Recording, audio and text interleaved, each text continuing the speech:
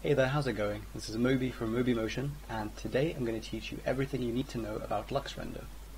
Now this will cover everything from downloading it, installing it, which I know can be quite tricky. Then we'll talk about setting up a scene in LuxRender. Right at the end, I'll cover some tips on improving your render speed, especially if you have a GPU. So let's get started. We're going to open up the internet and go to luxrender.net. Then we'll go to download and select the appropriate version for your system. So I'm going to download this Windows version, and again you want to choose the appropriate version here. So OpenCL if you do have a graphics card, no OpenCL if you don't have a graphics card, and choose the appropriate version, whether you have 64-bit or 32-bit. So I'm going to download a 64-bit OpenCL version. Once that's ready, you want to run through the installer. And here, make sure you install the exporter for Blender. This will help you integrate the two. Now, I don't want to launch LuxRender because I want to integrate it into Blender, so I'll just hit finish. Now, if we open Blender, we don't see it in the renderer menu. And that's because we have to install it still as a plugin.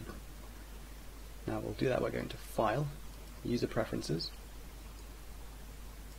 Add-ons, and Install from File. Now, you want to navigate to where it installed. It's going to be in Program Files, LuxRender, and you want to select luxblend.zip and install from File. This will take a while, but then you see this new tab here which says Render, LuxRender. You want to tick it, and again that might take a while to load. So once you've ticked that box, save user settings, and now you'll see LuxRender in the menu. Now let's hit F12 to see what we get. You can see an error message pops up, LuxRender not found at path, and it goes into my local directory, temp LuxRender.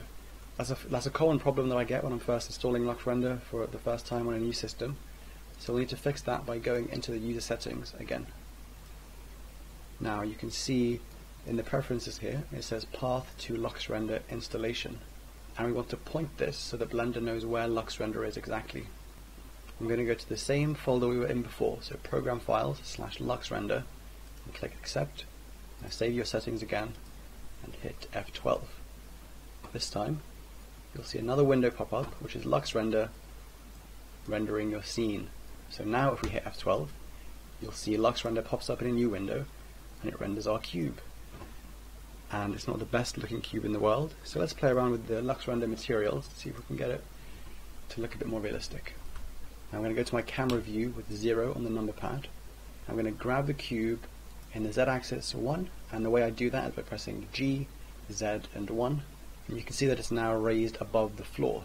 So I'm going to add a plane with Shift A, add mesh plane, and I'll scale this up 16 times. And I'll scale it up some more actually so you can't see it within the camera view. And now the scene has a floor and a cube. And if we render this now, you'll see a very similar scene. Still looks boring, but now at least it has a floor. But this lets you see a very interesting feature of LuxRender, and this is the reason I use LuxRender, which is the bounce lighting. You can see this side of the cube, which was completely black beforehand, now has some light bouncing onto it. And this light is coming from the floor, and even though we have one lamp over here, the light is bouncing around very realistically. So at the moment the lighting is very bland, there's just a single spot light. So let's play around with it. We're going to zoom out so we can see the whole scene. And we're going to select the lamp, and I'll delete it because we don't want a spot lamp. I'm going to press Shift A to add a new lamp, and this time we're going to use a sun. And to me, this is the characteristic LuxRender lighting, and this is what LuxRender does really well. It's their sun and sky lighting. So let's go to the lamp settings here. We want to make sure that sun and sky is ticked. This will give us a nice blue background, as well as the sun light. I'm going to position this to this side and angle it so it comes in from a similar angle to where the lamp came from. So I'm pressing R to rotate. Now if I go back to the render view by pressing F12, you can see a much more realistically lit scene. So you can see the shadow here cast by the sun, but you can also see the ambient lighting caused by the sky, because the shadow is a bit blue, the sun is a bit yellow, and that all helps to add to the realism of this scene. So let's make something a bit more interesting, and I'll give us a chance to play around with the materials. So I'm going to add a few more objects. A sphere.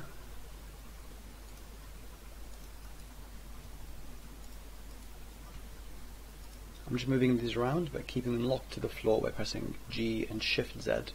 And Shift Z is how you make sure they don't move up or down.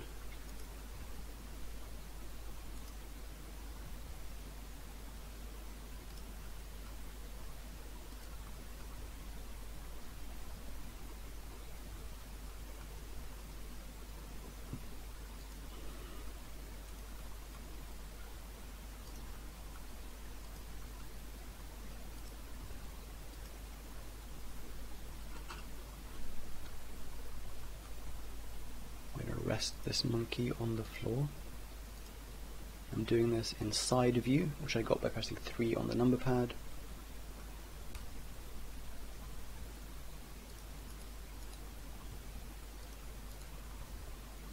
Now I have a slightly more interesting scene. I'm just going to scale up this monkey slightly. Now that's going through the floor. I'm going to go to side view again with 3. And grab it up, so GZ. And again, I'll rest it just on this floor plane. If you want to see your floor and you're in the side view, you can press Z, and that shows you the wireframe view, which helps you see the floor. And we'll press Z again to go back to solid view. I'll have a look at our scene. I'm going to move the camera around slightly by pressing Shift and F. I can use the mouse to move the camera around, and I can use W, A, S, and D to move the camera. I'll press Q to move the camera down to get a bit of a different angle on this scene. Oh.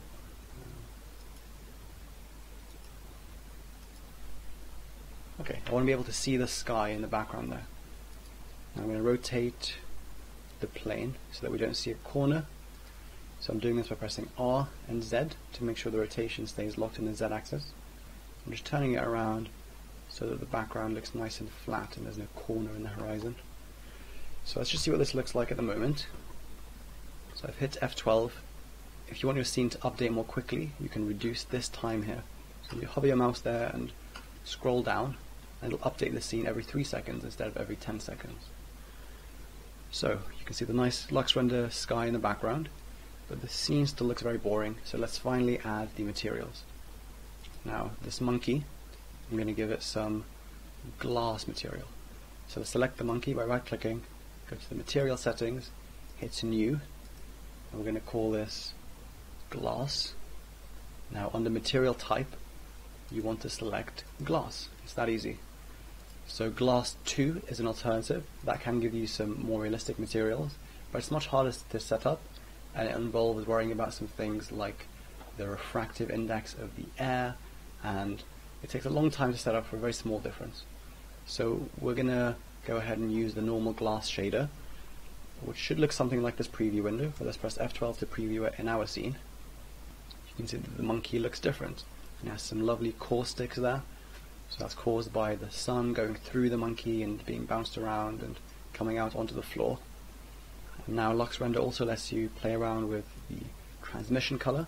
So this adds a red tint to your monkey, which you can see already there. And the nice thing is that it also affects the color of the caustics. And that's just the name for these glossy bits where light has gone through the monkey. Now I want to make this color a bit less saturated, a bit less bright, because the monkey is very red at the moment. So I'm going to click this, and we're going to change from RGB mode to HSV mode. This stands for hue, saturation, and value. And the saturation is the number we want to play with, because that decides how rich and how vivid a color is. So we'll turn that down. You can see the preview there is less of a bright red. And we'll see how that affects our scene by pressing F12 to render. And yeah, you can see the monkey has a nice, more subtle red to it now. So let's play around with these other materials. I'm going to select this sphere and I'm going to move it to the forefront so we can see this material more clearly. I'll move this cube back a little bit. So I'm going to make it smooth to make it a nice smooth sphere. I did it here by selecting smooth under the shading type. If you don't have that toolbar, you can press T and it gives you the options. Now I'm going to create a new material again, and I'll call this glossy. And we'll cover a few different types of glossy materials that you can make in LuxRender. The first, and the most basic, is car paint, which is quite a glossy material. And again, you can change the diffuse color like this. Let's change it to something like purple. And let's see what that looks like. Now, the reason you want to change the diffuse color and not the specular color is because realistic shiny materials actually reflect white just the way it is. So you can see that the sun is still reflected white, and that's how real materials behave. But when you change the diffuse color, that gives the whole thing a purple look. Okay, so you can see we've created this shiny material. It's certainly shinier than the cube we have over there. But let's talk about a few other ways to make glossy materials. There's a material called glossy, and this behaves very similarly. You can change it by changing the diffuse color. You can see that looks very similar. But the nice thing about this glossy material is that you can change the roughness in a very similar way that you can in cycles. So we'll turn this down to just 0.01. You can see just from this preview that it's become much glossier and less rough. So it's less of a brushed metal look now, and it's much sharper, clearer shininess.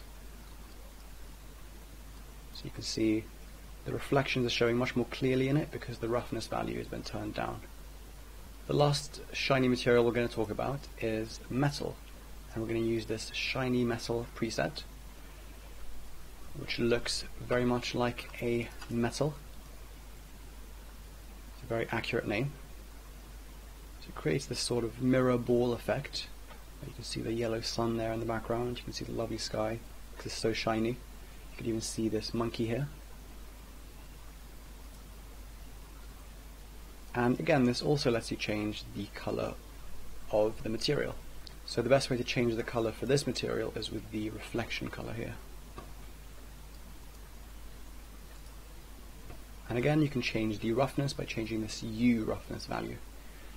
Now I'm going to go back to glossy because I like that material the most. I'm going to make it a bit more rough than we had it.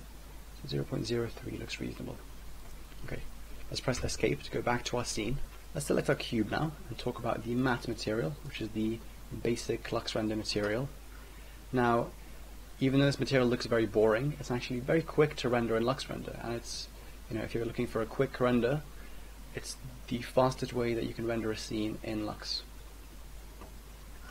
Now, it doesn't have as many settings. There aren't lots of things that you can change about it, but you can change the color, and this is a really good way to get an interesting looking scene without adding render time, because all the other objects that we created have materials that take much longer. And that's because you can see that this blue cube has already rendered quite well and it's quite noise free, but this glass material still has lots of noise, especially in the caustics here where the lights shone through. And you can see this glossy material also has lots of noise, but this blue material, this matte material, already looks good. So if you were using this for a render, it would already be done and wouldn't need more render time. Now we're going to select the last object we added, the icosphere. I'm going to call this material odd, because I'm just going to talk about the odd materials that LuxRender has that are quite useful to use. So there's this one called rough glass, which does exactly what it says on the tin. It's a glass like this monkey, but it's had some roughness added to it, so it's like a brushed glass sort of look.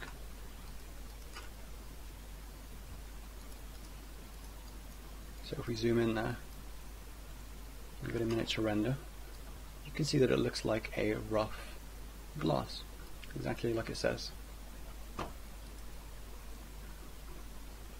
Again, you can change the hue roughness, that changes how rough the glass is, and you can also change the color. I recommend changing the transmission color if you want to change the way that it looks. So this is what it looks like when we've added some yellow. Let's have a look at the velvet material. And let's make it yellow again. So this one should be pretty self-explanatory. It's a velvet-like material. You can give it a color, and then the color will sort of depend on the angle. So you can see that the parts where the light is bouncing off the cube, they're a richer yellow color. But here, right in the middle, when your camera is directly facing the object, it's a different color, and that's the way the velvet behaves. There's also this mirror material. I don't find this that useful, but if you ever need a very pure mirror-like material, this is the best way to do it. And this will reflect almost all of your light. Let's see what it looks like. So you can see there's a very clear, you see it gives you a very clear reflection in this object. There's no roughness to it at all. It reflects the light exactly as it comes in. Now, scatter can give you some really nice materials, but the only problem is, and you can see this already from the preview, that it takes a really long time to render, even more than the glass, and even more than the glossy material that we've talked about. So you can see that just for this tiny preview, it's taking ages to get rid of the noise, and that's because the light has to bounce around inside the sphere itself, sort of like a subsurface scattering material, and that will take a long time to process. So because of that, I'm not going to go too deeply into this material. Actually, I liked the rough glass material, so I'm going to stick to that. Let's render this to see what it looks like before we go deeper into LuxRender. Now, this sky that we talked about is a great way to quickly set up a LuxRender scene.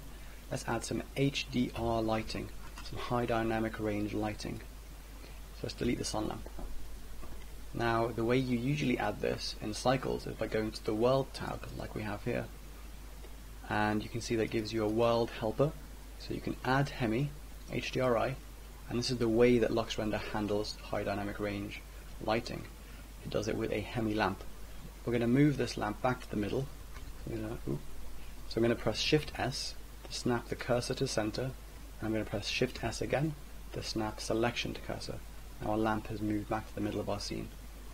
Now if we go to the light settings for this lamp, we're going to select an HDRI map. I'm going to select something from the HDRI Haven teaser pack. It's a very good set of HDRs from Greg Zal. You should definitely check it out. I'll put a link down below in the description. I'm going to pick blinds, and it doesn't have to be too high resolutions. I'm going to pick the 4K version. And let's hit F12 again now. So you can see something's happening in the background. It's not just blue this time. And you can see a much more realistically lit scene now. And this really shows off the power of LuxRender, really, because where it shines is with this bounce lighting, where you have global illumination bouncing around lots of different times, creating some cool effects. So you can see it reflecting in this cube, in this sphere, and in the monkey. So this scene looks very nice, but now that we've added more complexity to it, it's taking even longer to render. So even though it's been rendering for about a minute now, there's still lots of caustics and lots of noise in this scene that doesn't look like it's going anytime soon. So let's talk about some ways to get around that. We're about to play around with some experimental features in LuxRender, so definitely save your scene at this point in case anything goes wrong. Now we're going to go to the Render tab, and we're going to scroll down, and you can see there are different rendering types. Now when it says OpenCL in the name, that means that it uses GPU acceleration. So we're going to use path OpenCL, and let's see what happens when we hit F12. You can see that it opens up the same window that we had before. Oh, it's not working. Oh, there it is. So you can see it opens up the same scene we had before, but it's loaded much more quickly. So even though we've only been rendering for 20 seconds, there's already less noise than there was before after a minute. And this really just shows the power of GPU rendering. You can see it still has these caustics, so it still has this lovely red glow underneath the monkey, but it's just doing it all much more quickly. And with this you can always select exactly which GPUs you use. So scroll down, and here you'll see LuxRender compute settings, and you can update the OpenCL device list, and your computer will grab a list of all the GPUs that you have.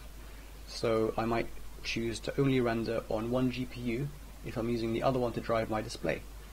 And that's the case now actually, so I'm going to hit F12 again, and it'll only render using the GPU that isn't used for my monitor.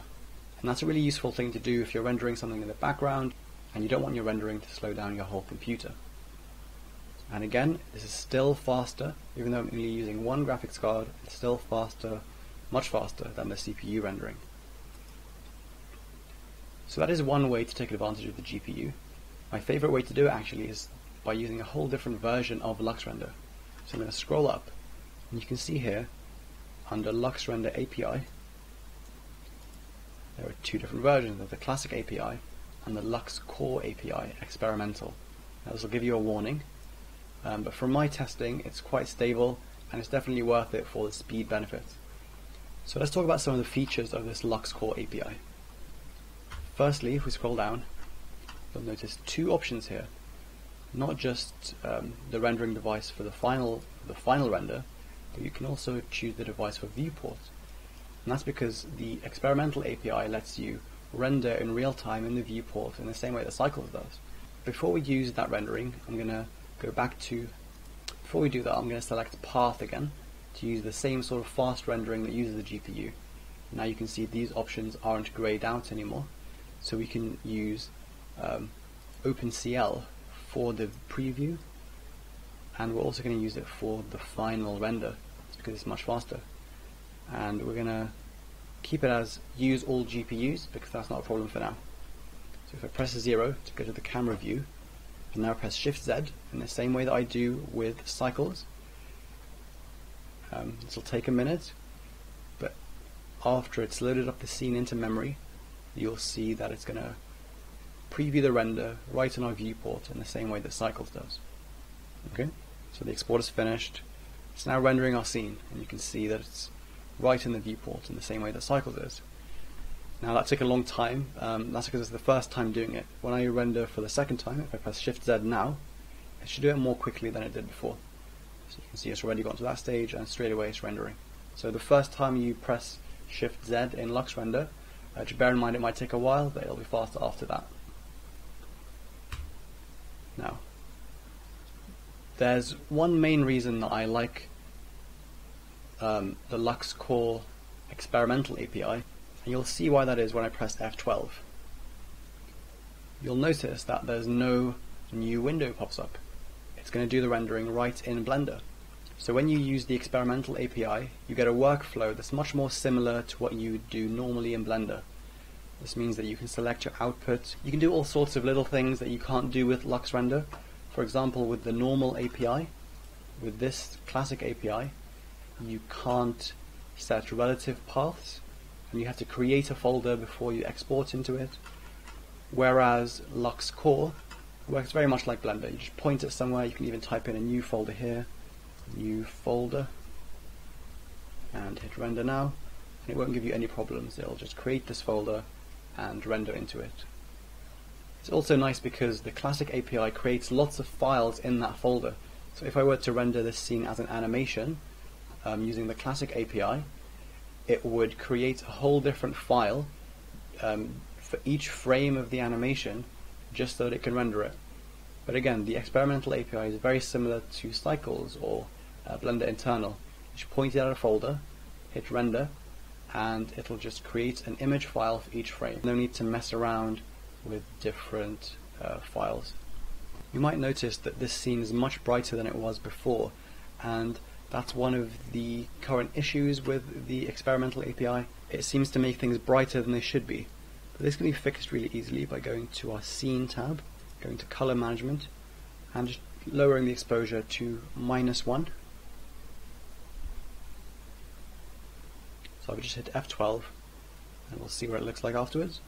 You can see this looks exactly like it did before. So when you use the Experimental API, if you get a scene that's too bright, just bear in mind that you might need to lower this exposure, and you'll have to ignore this warning. Another nice thing about LuxRender is that it lets you save in JPEG, whereas LuxRender doesn't. And this is what I do. It saves me a lot of space on my hard drive. Let's say we wanted to render this as an animation now. We would just set the resolution we want, set the folder we want, and the file type. But after we've done that, we need to set some halt conditions. If we don't, it'll render each frame infinitely and it'll never move on to the second frame. So we need to set either a number of samples, so you can get it to start after 100 samples, or you can set it by time, so it renders each frame for 60 seconds, or you can set it by noise level. Now I like to do this in samples because that way it's consistent between frames. So now I'm going to show you a tip for how to choose the number of samples. We're going to press Shift B and select a little area of our scene, just like that. And ideally you want to pick an area of your scene that's very noisy as possible. Now when we hit F12, it's only going to render that small part of our scene. And we're going to watch this scene very carefully for the noise level. As soon as the noise level comes down to an acceptable level, we're going to look up here and see what the number of samples is. So at the moment we can still see lots of noise here. So I'm going to fast forward to when it gets to a better level. So now it's been rendering, and it's rendered 4,000 samples, and the noise is at a reasonable level, so you can still see some sort of graininess there. But when this is an animation and it's all played one frame after the other, these tiny bits of noise won't be noticeable. So we'll hit escape, that'll stop the rendering, and we're going to hit escape again, press Shift B to select the whole scene, and we'll set the number of samples to that number that we found, so 4,000. Now when we press render animation, it's going to render each frame up until 4,000 samples, and it's going to render the whole scene. Thanks very much for watching, and I hope you found that useful. If you did, I'd really appreciate a thumbs up on this video, and if you want to see more videos like this one, then subscribe to this channel and make sure to hit the little bell icon to get notified whenever I put out a new video.